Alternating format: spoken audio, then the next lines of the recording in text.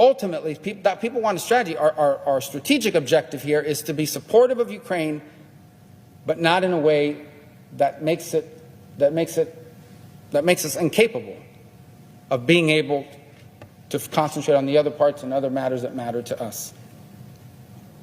As far as how this turns out, and I've long resisted, though I've long believed this to be the case, I've long resisted talking about it in this way because I didn't want to undermine the position of Ukraine in any negotiated outcome. But ultimately, the conflict in Ukraine will end in a negotiated outcome.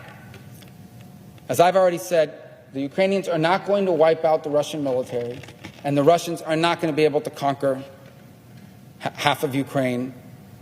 I think the Russians already fully understand that their objectives the day they invaded are out of reach.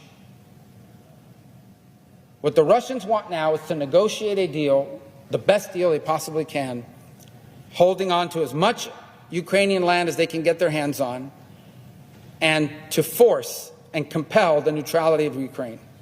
In essence, what the Russians want at this point is to have enough military success so they can gain a little bit more territory, but also force any future Ukrainian government to be neutral, not to be a member of NATO, not to be allied with the West. That is the Russian goal. And so in any negotiation, it's about leverage. Negotiation is about leverage.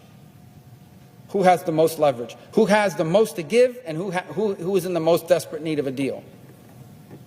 And so part of the reason why we should not abandon Ukraine and give them nothing is because we want them to have the strongest possible negotiating leverage.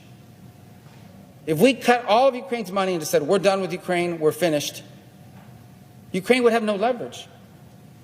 Russia would have all the leverage. The Russians would then be able to negotiate a deal that could very much leave us with a Ukraine